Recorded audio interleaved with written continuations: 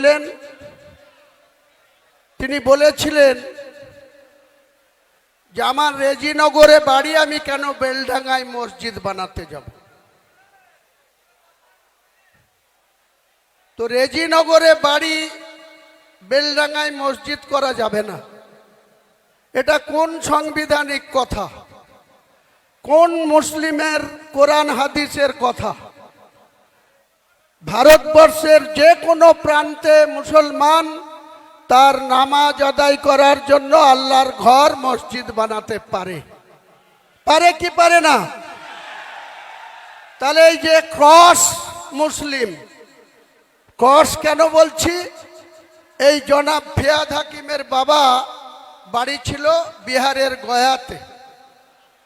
ওনার মা ছিল একজন হিন্দু রমণী, হিন্দু মহিলা। তিনি আর পৃথিবীতে নেই, মৌলানা আজাদ কলেজের অধ্যাপিকা ছিলেন। তাহলে মা হিন্দু, বাবা মুসলিম, ওই জন্য ক্রস বললাম। অর্ধেক মুসলমান, অর্ধেক হিন্দু।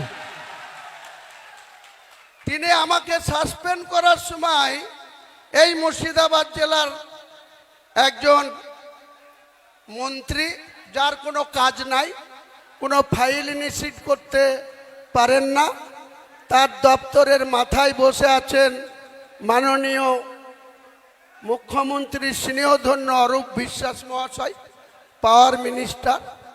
তার এমওএস আছেন আকরুজ্জামান। আমি একবার আমার এক নিকট আত্মীয়, এক বোন, মালদার ইংলিশ বাজারে বিয়ে হয়েছে। এই পাওয়ার দপ্তরে তিনি উচ্চ পদে আসীন আছে, একই জায়গায় পোস্টিং আছে প্রায় 10 বছর ধরে।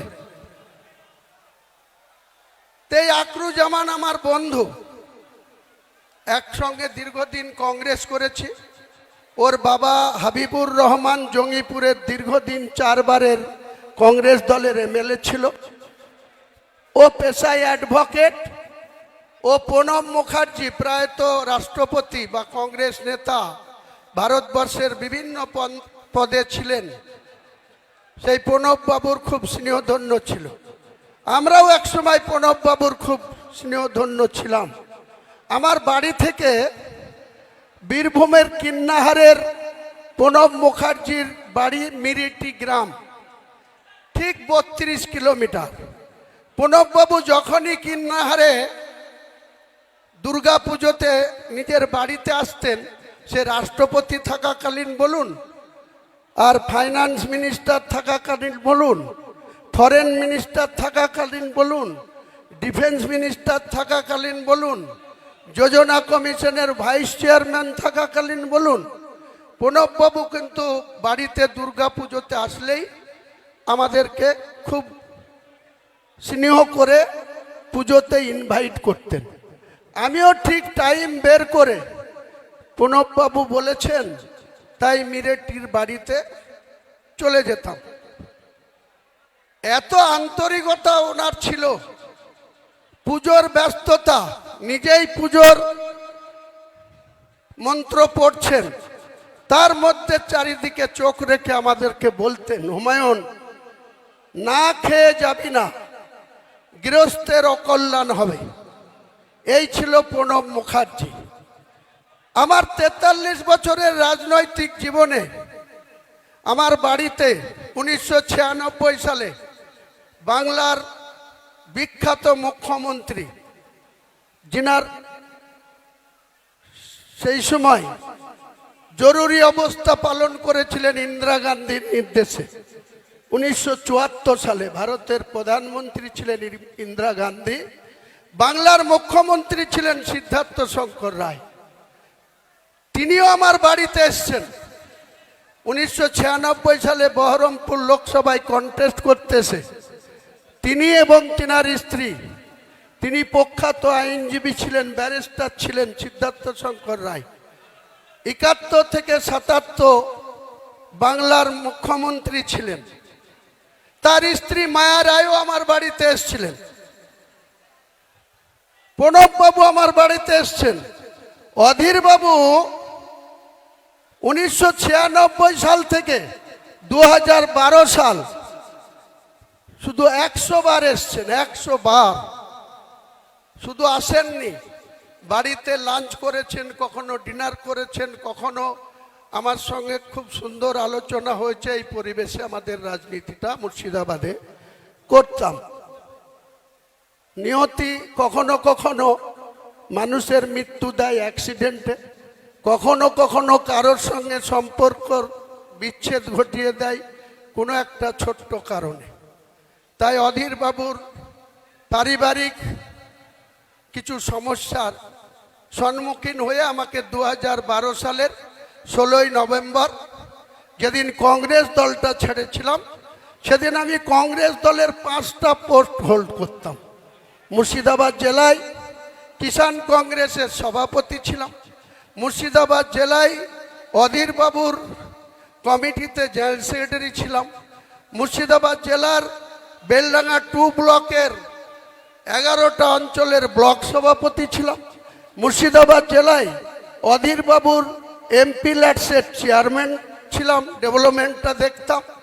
এছাড়াও পিসিসির সদস্য সহ অনেক পোস্ট হোল্ড করেছিলাম।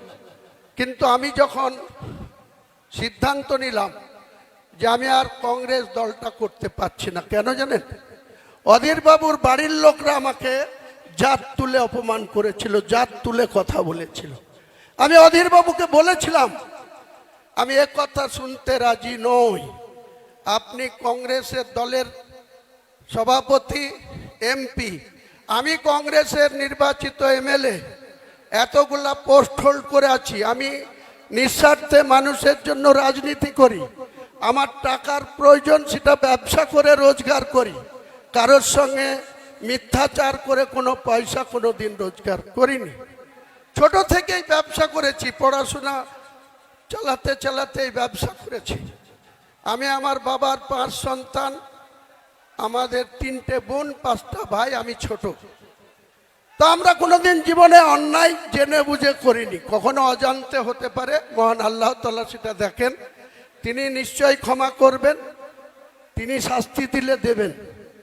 কিন্তু আমরা যে দলটা 2012 সালের 16ই নভেম্বর ত্যাগ করে, তার আগে 12/11/2012 এই সোমবার ছিল, 12/11/2012 এই সোমবার ছিল। আজ যে সোমবার, সেদিন মাননীয় মুখ্যমন্ত্রী, আমি কংগ্রেস দলের 70 রেজিনগরের বিধায়ক ছিলাম।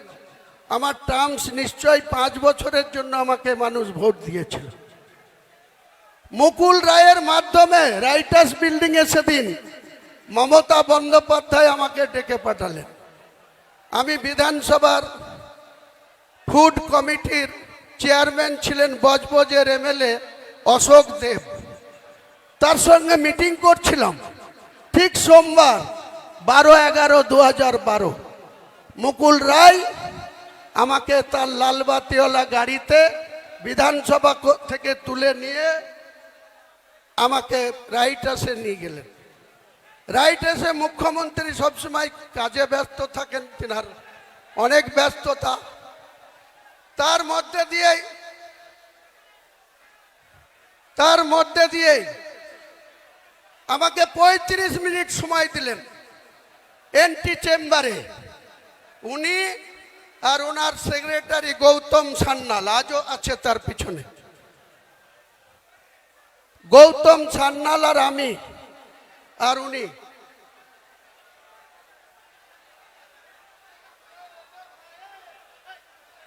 এমন মারবো না।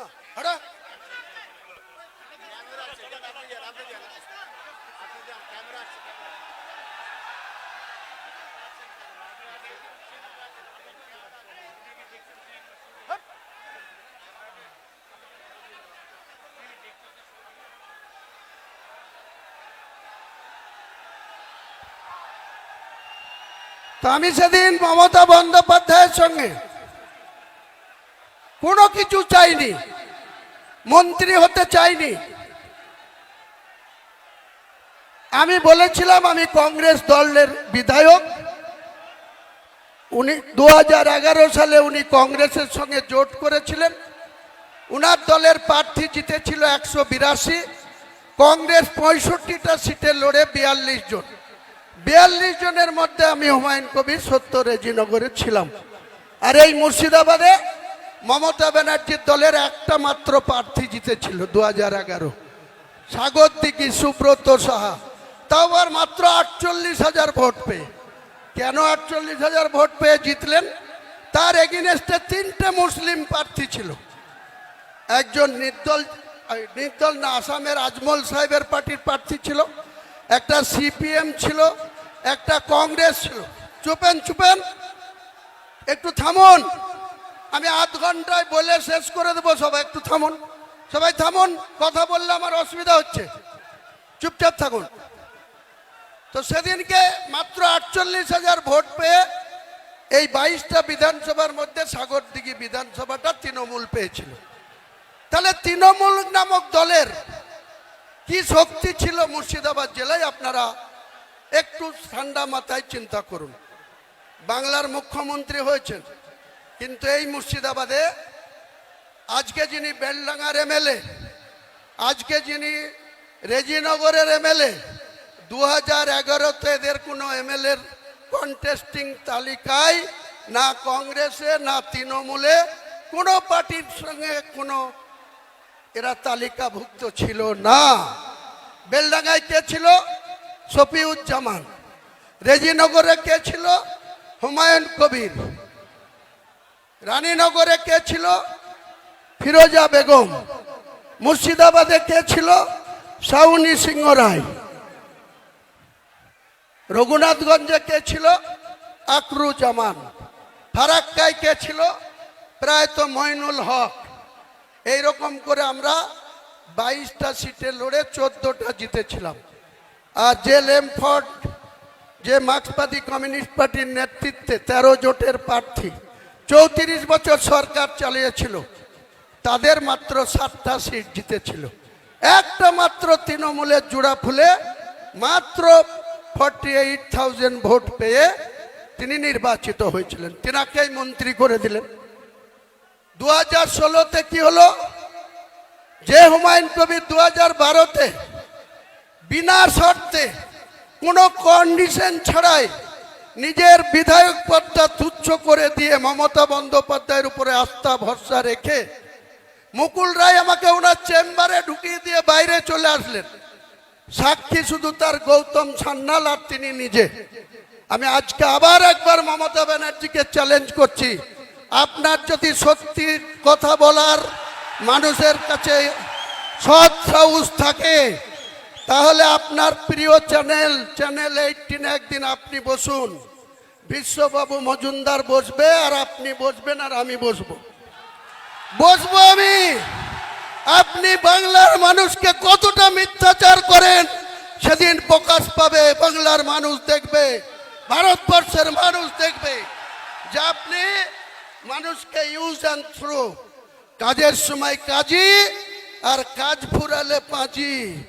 কতদিন আপনার এই শক্তি থাকে?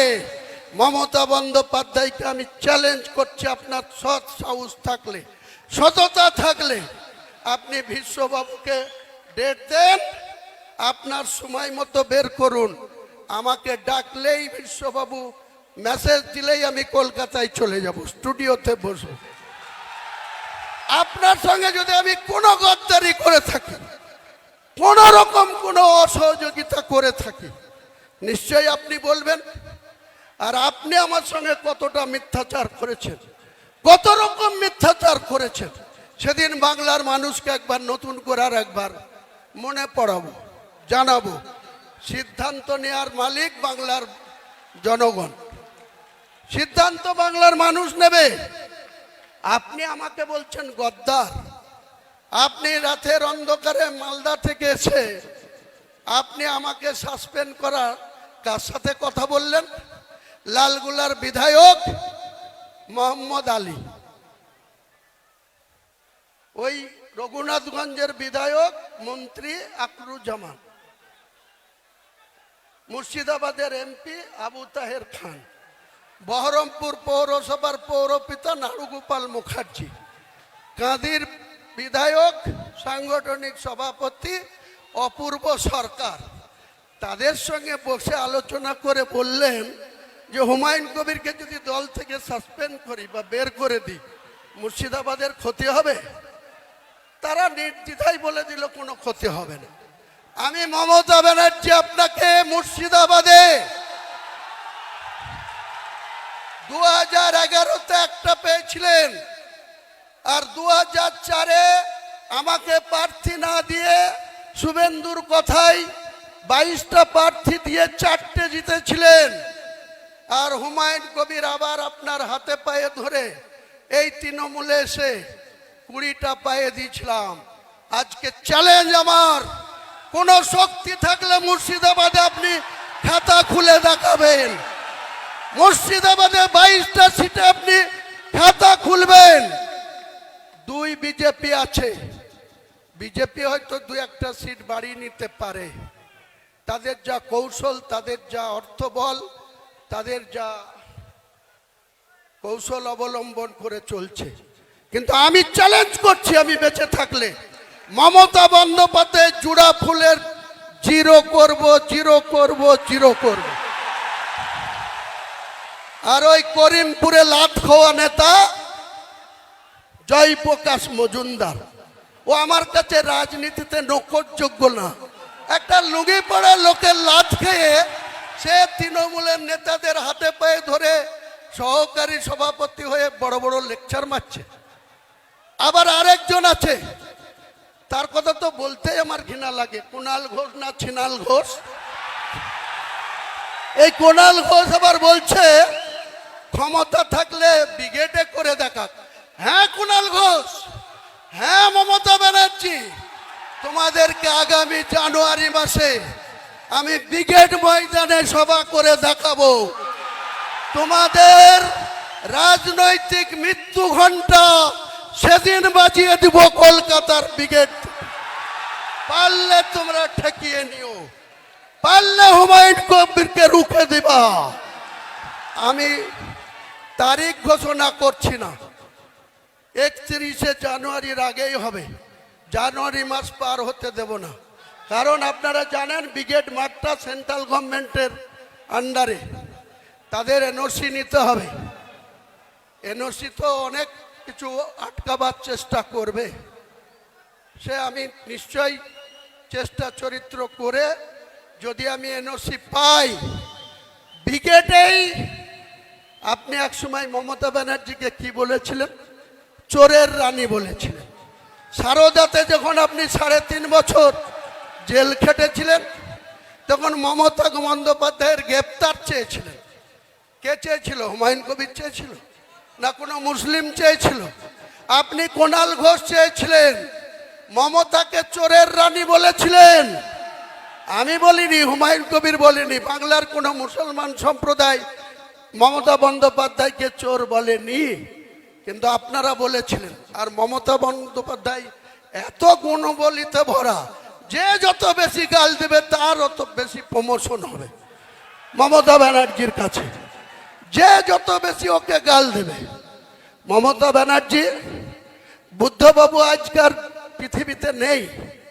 বুদ্ধবাবু আপনার মতো 11 বছর মুখ্যমন্ত্রী ছিল, আর জ্যোতিবাবুর মন্ত্রিসভায় দীর্ঘদিন পুলিশ মন্ত্রী, অন্যান্য সাংস্কৃতিক দপ্তরের মন্ত্রী ছিল। তার কি অবস্থা?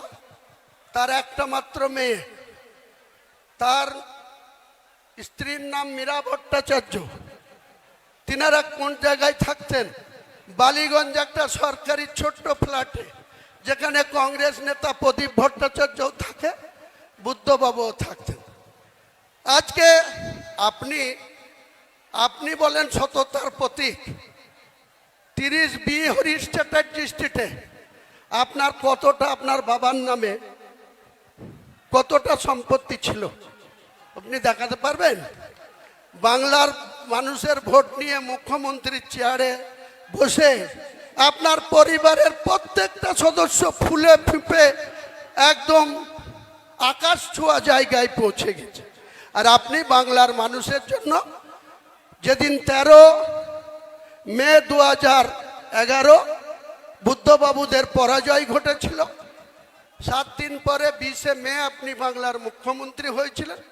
সেদিন বাংলার মানুষের মাথা পিছু আয়ের কত ছিল, টোটাল আয় কত, ঋণ কত ছিল? 1,96,000 কোটি। আপনি খেলা মেলা পুজো বিভিন্ন উৎসব আর আপনার মনের মতো করে রং তামাশা করে আজকে আপনি 7.5 লক্ষ কোটি টাকা ঋণের বোঝা বাংলার মানুষের উপরে চাপিয়েছেন। আপনাকে এর জবাব 2026-এ বাংলার মানুষ নেবে। একইভাবে আমি বিজেপিকে সতর্ক করছি, আপনি যখন বলছেন যে কটা মুসলিম এমএলএ জিতে আসবে 26-এ তাদের চ্যাংদুলা করে আপনি নাকি রাস্তায় ফেলবেন। আমিও লিডার অফ দ্য অপোজিশনকে চ্যালেঞ্জ করছি, আমরা জিতে যাব এবং অধিকাংশই আমার দলের যদি 200টা সিটে লড়ি 100টা সিট গ্যারেন্টি জিতে যাব। সেখানে হয়তো 70 মুসলিম থাকবে, 30টাও হিন্দু থাকবে। আপনার বাবা শিশির বাবুর ক্ষমতা থাকলে আমার গায়ে হাত দিয়ে দেখব আপনি কত বড় পালোয়ান। বাংলার মেদিনীপুরের ছেলে, আমিও মুর্শিদাবাদের ছেলে। আমাকে 1 আঙুল দেখালে আপনাকে 2 আঙুল দেখাবো। রাজনৈতিকভাবে চ্যালেঞ্জ আপনি অ্যাকসেপ্ট করুন। অনেক শুনেছি আপনি সাংবিধানিক চেয়ারে ওত নিয়ে লিডার অফ দ্য অপোজিশন হয়ে আপনি বলবেন আমি হিন্দুদের জনপ্রতিনিধি। এটা সংবিধানে বলা যায়? আমি হুমায়ুন কবির, ভোট যারাই দিক, আমি ভোট পেয়ে নির্বাচিত সার্টিফিকেট পেয়েছি। মুর্শিদাবাদ সহ বাংলার 11.5 কোটি মানুষের 294 জন এমএলএ, তারা 11.5 কোটি মানুষের জনপ্রতিনিধি। আমি হয়তো বেশি আমার 69 ভরতপুরকে প্রায়োরিটি দিই, কিন্তু আমাদের কর্তব্য বাংলার আপামর সব ধরনের মানুষের জনপ্রতিনিধি হচ্ছে 294 জন, আর 42 জন হচ্ছে সাংসদ, আর রাজ্যসভার সাংসদও আছে এই রাজ্যে থেকে 13 না 14টা। তাহলে আপনারা শুধু মানুষের সঙ্গে মিথ্যাচার করবেন।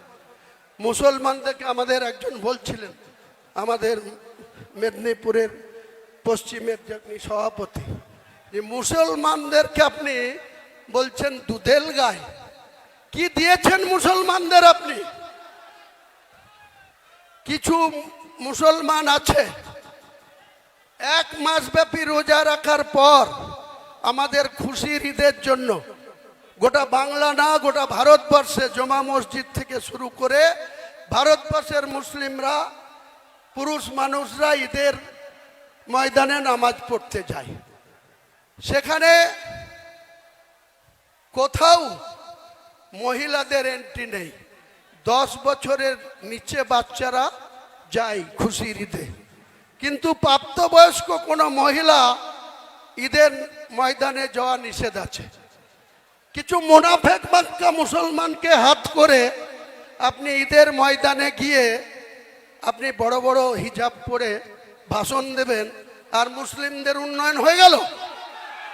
কটা মুসলিমকে চাকরি দিয়েছেন আপনি? 6টা দপ্তরের মন্ত্রী আছেন, 3-6-18টা প্রতি বছর আপনি চাকরি দিতে পারেন। কটা মুসলমানকে দিয়েছেন? আপনি যে স্পিকার করে রেখেছেন বিমান বন্দ্যোপাধ্যায়, বারুইপুর থেকে নির্বাচিত, সেও 6টা করে প্রতি বছর চাকরি দিতে পারে। কটা মুসলমানকে দিয়েছেন? শুধু মুখে মুসলমানদের ভালোবাসা। মুসলমান অত বোকা নেই, মুসলমান আজ আর মূর্খ নেই, মুসলমান অনেক শক্তিশালী জায়গায় পৌঁছেছে।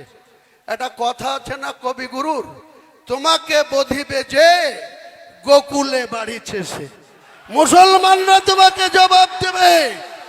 ওয়েট করেন মুখ্যমন্ত্রী, আর আপনার পালোয়ান ভাইপুকে বলুন যত খুশি আইপ্যাকের লোককে পাঠান, আর যে 3 মাস বাকি আছে লুটে নেন, যা পারবেন লুটে নেন। 3 মাস পরে আর আপনাদের আইপ্যাকের ডাকে কেউ যাবে না, যাওয়া বন্ধ করে দেবো।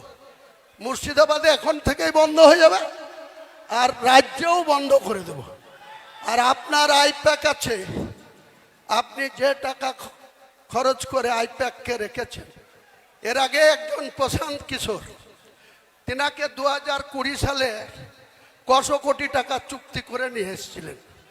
সেই প্রশান্ত কিশোর আপনাকে তৃতীয়বারের জন্য মুখ্যমন্ত্রী পদে বসিয়ে দিলেন। 100 কোটি দেওয়ার কথা ছিল, তার 2/3 দিয়েছেন, 1/3 দেননি। সে গুছা করে চলে গেছে। তারই একটা সংস্থাকে আবার আইপ্যাক বানিয়ে 20 বছর, 28 বছর, 26 বছর, 30 বছরের নন বেঙ্গলি ছেলেদের এনে আপনি এখানে টাকা লুটছেন, আর মুখে বলছেন বাঙালি। মুখে বাঙালি। শত্রুঘ্না সিনহা কোন বাঙালি? ইউসুফ পাঠান কোন বাঙালি? কীর্তি আজাদ কোন বাঙালি? লজ্জা করে না আপনার মানুষকে ভাওতা দিতে, মিথ্যাচার করতে? আপনি হুমায়ুন কবিরকে বলছেন গদ্দার। সাহস থাকলে আপনি ওপেন চ্যালেঞ্জ করলাম, আপনি ডাকবেন, আমি চলে যাব, কোনো ভয় নেই। আমি উপরওয়ালা ছাড়া কাউকে ভয় পাই না। যা হবার হবে। আপনার সৎ সাহস থাকলে আপনি চ্যানেল 18-এ বিশ্ববাবুর চ্যানেলে বসবেন, আপনার ঠিক উল্টো চেয়ারে বসে আপনার প্রশ্ন উত্তরের জবাব আমি দেব, আর আপনি আমার প্রশ্নের জবাব দেবেন। এটাই আমার চ্যালেঞ্জ। আর আজ এই ডায়াস থেকে বেশি কথা বলবো না। আমাদের দলের নাম কি, দলের এজেন্ডা কি? আপনি একটু দম নিন। আমি আজকের আপনাদের সামনে ঘোষণা করছি, আমার সুন্দরবন এডুকেশনাল ট্রাস্ট, সেই ট্রাস্ট 35 কোটি তার অ্যাসেট। আজকের আমি এই সভায় আমাদের চেয়ারম্যান হিসেবে আমি হুমায়ুন ভাইয়ের নাম ঘোষণা করে গেলাম। তিনি যেটা করবেন সেইটাই হবে। তার নেতৃত্বে আমরা আছি, থাকবো। এখানে এই মসজিদ বাবা কালিদাস এখানে এসে উদ্বোধন করে যাবেন, ইনশাআল্লাহ সে ব্যবস্থা আমরাও করব। আমরা হুমায়ুন ভাইয়ের পাশে আছি। যদি একটা মাথা নয়, যদি আর একটা মাথা দরকার হয়, তাহলে শাহজাহান মল্লিকের মাথাটা আমি আজকে সমর্পণ করে গেলাম, ইনশাআল্লাহ। এই বলে বক্তব্য। শাহজাহান সাহেবকে আমার লাখো লাখো শুকরিয়া, সালাম, আদাব জানাই। এত বড় একটা সিদ্ধান্ত জনমানুষের সামনে ঘোষণা করার জন্য আবার আমি আপনাকে সালাম জানাই। তো আমি মমতা বন্দ্যোপাধ্যায়কে ব্যক্তিগতভাবে একজন বাংলার নেত্রী হিসাবে, ত্যাগী মহিলা হিসাবে, অনেক ছোট থেকেই যখন কংগ্রেস করতাম, উনি যখন প্রদেশের সভানেত্রী ছিলেন যুবর, তখন আমরা এই জেলায় প্রায়ত মান্নান হোসেন জেলা সভাপতি, আমরা ব্লক সভাপতি জেলা কমিটিতে। 1997 সালে তৃণমূলের জন্মের আগে উনি একটা ডিএম অফিসে তালা দেওয়ার কর্মসূচি করেছেন। প্রত্যেকটা ডিএম অফিসে তালা ঝুলাতে হবে। তা আমি সেই তালা ঝুলানোর নেতৃত্ব দিতে গিয়েছিলাম। ধ্রুব চ্যাটার্জি বলে একজন টাউন ওসি ছিল, অনেক লম্বা চওড়া ফিগার। তো আমরা তালা অন্যভাবে পকেটে নিয়ে এবং ফাইল নিয়ে ডিএম অফিসে কাজ আছে বলে ঢুকে আমরা ডিএমকে ভেতরে ছিল, তালা লাগিয়ে দেওয়ার নায়ক হুমায়ুন কবির ছিল। তারপরে বহরমপুর থানা আমাদেরকে অ্যারেস্ট করে নিয়ে গিয়েছিল। আমাদের এমন নেতা মান্নান সাহেব জেলা সভাপতি, আমাদের 47 জনকে যখন অ্যারেস্ট করে পিজন ভ্যানে তুলল, মান্নান সাহেব অমনি ওপারে খাগড়া স্টেশনের বাড়িতে চলে গেল। আমরা সারা দিন না খেয়ে, বেলা 11টায় অ্যারেস্ট হলাম, সারাদিন না খেয়ে বহরমপুর লকআপে। আমার প্রয়াত নেতা, আমার রাজনৈতিক গুরু মির্জাপুরের নুরুল ইসলাম চৌধুরী আর তৎকালীন বহরমপুরের এমএলএ মায়ারানী পাল, তারা রাত্রি 10টার সময় গিয়ে আমাদের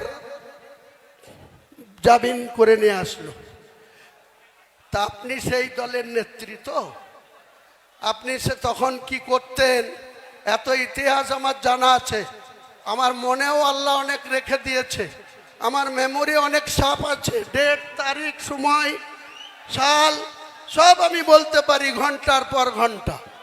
আপনি বেশি আমাকে উল্টো পাল্টা কথা বলবেন না, তাহলে আপনার পরিবারের আয়ের কি উৎস, কিভাবে আপনি এত পরিবারের আয়ের উৎস পেয়েছেন?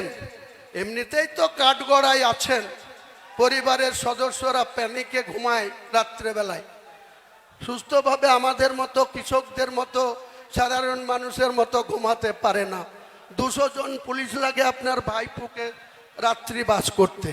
যেদিন ক্ষমতাটা চলে যাবে এই পুলিশ কোথায় থাকে সেটাও আমরা দেখব আগামী দিনে। এই পুলিশ কার হয়ে কাজ করে? আর মুর্শিদাবাদের পুলিশ প্রশাসনকে আমি আজকে আমাদের সাপোর্ট দেওয়ার জন্য ধন্যবাদ জানাবো। কারণ বিগত 6 তারিখে এই জেলার পুলিশ, রাজ্যের পুলিশ অনেক অসহযোগিতা করেছে। কালকে ছোট্ট একটা ঘটনা ঘটেছে। হুগলির একজন ব্যক্তি আতাহার সাহেব, তার বয়স 66 বছর, তিনি আমার দলের কমিটিতেও আছে। তিনি আজ সকাল সকাল বাড়ি থেকে বেরিয়ে এখানে আসার কথা ছিল। রাত্রি 10টার সময় জনাব ফিয়াদ হাকিমের কিছু গুন্ডা গিয়ে তার বাড়িতে তার মিসেসকে, তার স্ত্রীকে, তার ছেলেকে অনেক ধমকি দিয়ে এসছে। আমি ফিয়াদ সাহেবকে বলছি, আমার যেদিন মাথা গরম হবে সেদিন কিন্তু আপনাকে প্রয়োজন হলো ওই ব্রিগেডের সভা থেকেই লক্ষ লক্ষ লোক নিয়ে গিয়ে আপনার মেয়র অফিস ঘিরব, দেখবো আপনি কত চুমকাতে পারেন লোককে, কত আপনি ক্ষমতা দেখাতে পারেন লোককে। এসব করবেন না আমার সঙ্গে। আমি এমনি খুব ভালো, আমি এমনি সাদা মাটা, এমনি মাছের ঝোল ভাত আর কুস্তুর বড়া খেয়ে আর আলু সিদ্ধ খেয়ে থাকি। তার মানে এই নয় আমার শক্তি মাপতে যাবেন না, জনগণই আমার শক্তি। মুর্শিদাবাদের প্রশাসনকেও আমি বলছি, কয়েক জায়গায় গত কয়েকদিনে রানীনগরে, ইসলামপুরে, আরও কিছু জায়গায় মৃদ হুমকি এসছে যে হুমায়ুন কবিরের মিটিংয়ে যাওয়া যাবে না। তো এসব করেন না, চাকরি করছেন চাকরি করেন, ল অ্যান্ড অর্ডার দেখার কাজ করেন, কারণ পাশা ঘুরে যাবে। আপনারা যে নেতার কথাই চলছেন, আপনারা একবার মনে করুন তো, বুদ্ধবাবু 235 নিয়ে 2006 থেকে 2011 ছিল। 2011 এসে 9 এসে একজন মাত্র এমপি ছিল মমতা ব্যানার্জি, একা 2004 থেকে 9। কংগ্রেসের 6 ছিল, লেফট ফ্রন্টের 35 ছিল। পাশা ঘুরে গেল, কেমন মানুষ ঘুরিয়ে দিল। 2009-এর পরেই 2011 মুখ থুবড়িয়ে বলল 34-এর বামফ্রন্ট সরকার। তাদের স্ট্যান্ড কত ছিল? 235। আপনার কত আছে? এধার ওধার ভাঙিয়ে এনে 220। এই 220-কে তুড়ি মেরে উড়াবো, 220-কে তুড়ি মেরে উড়াবো। বাংলার রাজনীতিতে আমাকে বলা হচ্ছে ভোট কাটুয়া। আরে 2,82,000 মুসলমান ভোট আছে, 2,82,000-এর মধ্যে ধরে নেন 2,30,000 মানুষ ভোট দিতে যাবে। 30,000 পাতাখোর আছে, 30,000 পাতাখোর আছে, তাদেরও ভাত দেন। 2 লক্ষ ভোট, 1,60,000 যেদিন হুমায়ুন কবিরের দলের পক্ষে পড়বে, আপনার সরকার চিৎপটাং হয়ে ওই ভাগীরথীতে পড়বে। আপনি দেখে নেবেন, হুমায়ুন কবির অঙ্ক কষে চলে, একদম অঙ্ক কষে মেপে জুপে হুমায়ুন কবির রাজনীতিটা করে। অনেক হয়েছে, অনেক বাহাদুরি দেখেছি আপনাদের। আমি এই সরকারের অনেক আধিকারিক, আমি এখনই ফাঁস করতাম, করছি না, কয়েকদিন দেখব, তারপরে এই তৃণমূলের কিছু বালি চোর, পাথর চোর,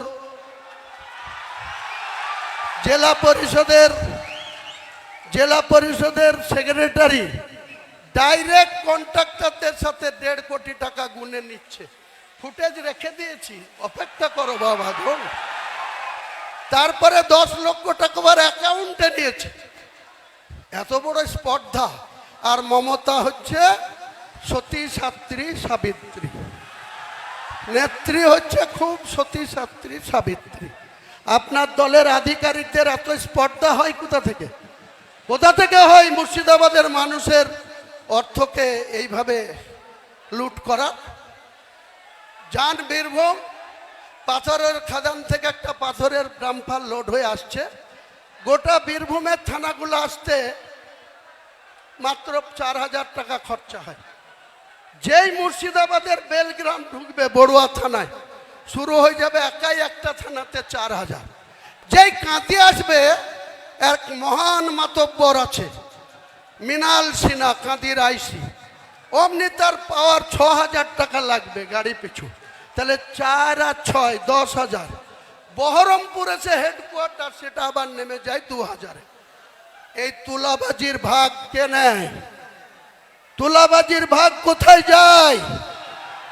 ওয়াকফ নিয়ে। আপনি বললেন মুসলমানদের কোনো চিন্তা নাই, আমি মুখ্যমন্ত্রী থাকতে ওয়াকফ নিয়ে তোমাদেরকে ভাবতে হবে না। আমি একাই ওয়াকফ আইন মানছি না, অ্যামেন্ডমেন্ট মানছি না। কে বলেছিল? মুখ্যমন্ত্রী বলেছিল না আপনারা বলেছিলেন? বলেছিল। এবং সুতি থেকে, মুর্শিদাবাদের সুতি থেকে 6 মে 2025 উনি পরিষ্কার বললেন, আমি ওয়াকফ নিয়ে এখানকার মুসলমানদের কোনো আন্দোলন করতে দেব না। তাদের যদি আন্দোলন করার ইচ্ছা হয় দিল্লিতে যাক, দিল্লিতে গিয়ে আন্দোলন করুক। আপনার এত স্পর্ধা, আপনি রাজ্যের মুখ্যমন্ত্রী, গোটা রাজ্যের মানুষকে সুরক্ষিত রাখা আপনার মরাল ডিউটি। আপনি সেটা না করে মুসলমানদেরকে এত তাচ্ছিল্য। আপনার বেলারো অফিসগুলা, ল্যান্ড দপ্তরের মন্ত্রী আপনি, বেলারো অফিসগুলা কিভাবে লুট করছে, ন্যায্য জমি, খতিয়ানভুক্ত জমি তাদের মিউটেশন করতে গিয়ে 2 নম্বরই করছে। কার জমি কার নামে রেকর্ড করে দিচ্ছে। বাপদাদার আমল থেকে ঈদগাহ, কবরস্থান, এমনকি হিন্দুদের যেটা বার্নিং ঘাট, সেই সবের জায়গাও আপনার চুরি করতে দ্বিধা করেন না আপনি, আপনার বেলারোরা। আর আপনি সতী সাবিত্রী সাজেন। মুখে সতী সাবিত্রী সাজলে হবে না। আর মুসলমানদেরকে মুখে ঈদের ওই রেড রোডে গিয়ে নামাজ পড়লে হবে না। আগামী ঈদ আসছে, বাবরি মসজিদ যেখানে ঘটছি, প্রথম জুম্মাতে 1 লাখ, দ্বিতীয় জুম্মায় হয়েছিল 2 লাখ। আমি মমতা ব্যানার্জিকে একবার আহ্বান করব, আপনি মুখ্যমন্ত্রী হিসাবে আপনার টাইম মতো এই বাবরি মসজিদের এখানে একটা ঈদের নামাজের ডাক দেব। মুর্শিদাবাদের মানুষ কতটা আসবে ঈদের ময়দানে নামাজ পড়তে, আর আপনার ওই রেড রোডের ময়দানে কত লোক থাকে সেটা একবার পরীক্ষা করে নেবেন, মাপজোক করে নেবেন। কাজেই আপনি আপনার মতো চলুন। ফেব্রুয়ারি মাসটা আমাদের পুলিশের চুমকানি ধুমকানি একটু একটু সহ্য করতে হবে। যারা সহ্য করবেন, অতিরিক্ত মাত্রায় করলেই আমাকে জানাবেন। আমি যদি আমার নজরে আসে, পুলিশ যদি হুমায়ুন কবিরের পার্টিতে যোগদান করার জন্য, এই মিটিংয়ে আসার জন্য মুর্শিদাবাদ সহ বাংলার কোনো থানা যদি মিথ্যা মামলা দেয়, যদি আননেসেসারি হয়রানি করে, জেলায় হলে তো 48 ঘন্টার মধ্যে থানা ঘিরব, আর রাজ্যের যে কোনো জায়গায় হলে 72 ঘন্টার মধ্যে সেই থানায় মমতা বন্দ্যোপাধ্যায়ের পুলিশের বিরুদ্ধে ডেপুটেশন হবে। আর শুধু ডেপুটেশন হয়ে খালি খালি চা খেয়ে বাড়ি আসবো না। যে মিথ্যা মামলা দিচ্ছেন সেই মিথ্যা মামলাকে উইথড্র করাবো, তা নাহলে এক একটা থানার ইট খুলে নেব, এক একটা থানার ইট খুলে নেব। পাল্লা আটকে নেবেন, কত পুলিশ আছে, কত গুলি চালাতে পারেন, কত আপনার স্ট্রেংথ আছে? হুমায়ুন কবিরের সঙ্গে লক্ষ লক্ষ জনতা আছে। আজ থেকে শুরু হলো আমার চ্যালেঞ্জ। আমি এই মমতা বন্দ্যোপাধ্যায়ের মিথ্যাচার, তুলাবাজ, জুয়ুচোর, জেল খাটা মন্ত্রীদের লজ্জা নাই। আমাদের মহাসচিব ছিলেন পার্থবাবু, 3 বছর জেলের ঘানি টেনে এসেও 50 কোটি টাকা যার কাছে অবৈধ টাকা পেয়েছে তার প্রতি তার প্রেমের শেষ নেই। বলছে আমি এখনো অপাকে ছাড়তে পারবো না। যেদিন দুনিয়া থেকে পটল তুলবা সেদিন অপার দায়িত্ব কে নেবে? এখন নয় আছো, উপরওয়ালা যেদিন টিকিট কাটিয়ে দেবে সেদিন অপার দায়িত্ব কে নেবে? পার্থবাবু, কাজেই আমাকে বেশি ঘাঁটাবেন না। আমি প্রত্যেকটা মানুষকে আজকের মিটিংয়ে আসার জন্য অভিনন্দন জানাচ্ছি, সালাম জানাচ্ছি, আদাব জানাচ্ছি, নমস্কার জানাচ্ছি, প্রণাম জানাচ্ছি। জানিয়ে আজকে আমার নতুন শর্ট ফর্ম JUP জনতা উন্নয়ন পার্টি, তার ইলেকশন এজেন্ডা কি হবে আগামী দিনে আমরা নিশ্চয়ই মানুষের দুয়ারে দুয়ারে যাব এবং আমি বাংলার যতটা আসনে লড়ব সমস্ত আসনে এক দিন 2-3টে করে সভা করব। আমার ফার্স্ট, এরপরে সেকেন্ড সভা হবে 4 জানুয়ারি ডোমকল জনকল্যাণ ময়দান। 4 জানুয়ারি ডোমকল জনকল্যাণ ময়দান, 5 জানুয়ারি হরিয়ারপাড়ার কোনো একটা ময়দানে। যাকে পাশে বসিয়ে আপনি আমাকে সাসপেন্ড করেছেন, আগামী দিনে তারা কাউন্টিংয়ের জন্য বুঝতে পারবে আদা কেমন ঝাল। আদার ঝাল যে ভেতরে ভেতরে হয় সেটা কিন্তু হুমায়ুন কবিরের এই ঝাল আপনার দলের যারা মনোনীত প্রার্থী হবেন কাউন্টিংয়ের দিনে তারা সেই ঝালের স্বাদটা ভালোভাবে পাবে। কোনো চিন্তা নাই, আমি ডন কেয়ার, আমার হারানোর কিছু নাই। আমি হুমায়ুন কবির রেজিনগরেও 30,000-এর বেশি ভোটে জিতব আপনার প্রতীকের প্রার্থীকে হারিয়ে, আর বেলডাঙ্গাতেও একই পরিমাণে জিতব। দেখে নেবেন পত্রকাররা, ইলেকট্রনিক্স মিডিয়ার বন্ধুরা, আজকের ঘোষণা রেকর্ডিং রাখবেন। নির্বাচনের কাউন্টিংয়ের দিন মুর্শিদাবাদের কি ঐতিহাসিক রেজাল্ট, মুর্শিদাবাদের মানুষ আমাদের দোয়া করবে, সমর্থন করবে। আপনারা সেদিনকার জন্য একটু অপেক্ষা করুন। সবাইকে আমার ভালোবাসা রইল, সালাম রইল, সুস্থভাবে সবাই বাড়ি যাবেন। বন্দে মাতরম, বন্দে মাতরম, বন্দে মাতরম। হুমায়ুন কবির জিন্দাবাদ, হুমায়ুন কবির জিন্দাবাদ, হুমায়ুন কবির জিন্দাবাদ। বন্দে মাতরম, বন্দে মাতরম। বন্ধুগণ, দীর্ঘদিন ধরে চলছে, আপনারা আইন শৃঙ্খলা মেনে সুষ্ঠুভাবে আপনারা বাড়ি ফিরে যাবেন। আজকের এই ঐতিহাসিক জনসভায় রেজিনগর বিধানসভার অবজারভার ISF এর গোলামের নেতৃত্বে 2000 এবং জয়নগরের উসমানের নেতৃত্বে 500 জন, কালীগঞ্জের প্রায় 2000 TMC এবং কংগ্রেস ছেড়ে লোকনাথপুরের হামিদ মোল্লার নেতৃত্বে 500 জন, হুমায়ুন সাহেবের নেতৃত্বে আজকে জনতা উন্নয়ন পার্টিতে যোগদান করলো। তাদেরকে আমরা আন্তরিক শুভেচ্ছা এবং হার্দিক অভিনন্দন জানাই। আগামী দিনে দলের নির্দেশ মেনে, দলের শৃঙ্খলা মেনে আপনারা কাজ করুন। আজকের এই ঐতিহাসিক জনসভায় আগত সর্বস্তরের মানুষকে হুমায়ুন কবিরের পক্ষ থেকে জানাই শতকোটি সাধুবাদ এবং কৃতজ্ঞতা। এভাবেই আপনারা হুমায়ুন কবিরের হাতকে শক্তিশালী করতে, হুমায়ুন সাহেবের মাটিকে শক্ত করতে আগামী দিনে এই উন্মাদনা, এই স্বতঃস্ফূর্ততা আপনাদের কাছে কামনা করি।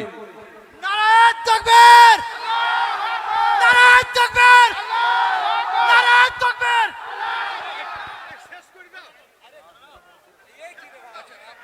আজকের এই জনসভা এখানেই সমাপ্ত ঘোষণা করা হলো।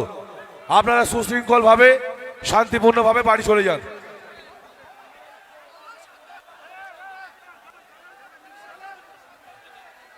হ্যালো, আপনারা আস্তে আস্তে আপনারা সুশৃঙ্খলভাবে আপনারা যাবেন, যাতে কোথাও কোনো জায়গায় মানুষের সমস্যা না হয়। জাতীয় সড়কের যাতে কোনো সমস্যা না হয় সেই দিকটা মাথায় রাখবেন। কাবাসডাঙ্গা অঞ্চল থেকে 500 জন তৃণমূল ছেড়ে জনতা উন্নয়ন পার্টিতে যোগদান করলো। রানীনগর থেকে মাজারুলের নেতৃত্বে 500 জন তৃণমূল ছেড়ে জনতা উন্নয়ন পার্টিতে যোগদান করলো। নাকাশিপাড়া থেকে প্রায় 2000 কর্মী সমর্থক তৃণমূল কংগ্রেস এবং কংগ্রেস ছেড়ে হুমায়ুন কবিরের আদর্শে অনুপ্রাণিত হয়ে তারা জনতা উন্নয়ন পার্টির ছায়াতলে চলে আসলেন। পলাশিপাড়া রকিবের নেতৃত্বে 20টি বাস আজকের এই জনসভায় তারা হুমায়ুন কবিরের ডাকে এসে উপস্থিত হয়েছেন। নওদা ইকবলের নেতৃত্বে শত শত কর্মী তৃণমূল কংগ্রেস এবং কংগ্রেস ছেড়ে